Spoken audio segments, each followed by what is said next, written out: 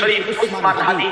রাহমাতুল্লাহ আলাইহি আমার প্রিয় সন্তান 33 বছরের তকবুকি যুবক 18 কোটি মানুষের চোখের পানি ঝরাইছে।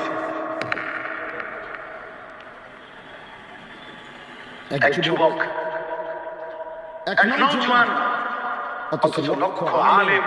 হাফেজ, কারি, মুফতি, মুহাদ্দিস, আলেম, ওয়াইজ, পীর, মাশায়েখ, আউলিয়া, বুড়া, জওয়ান, দিনদার সব মানুষ তার জন্য কাঁদছে।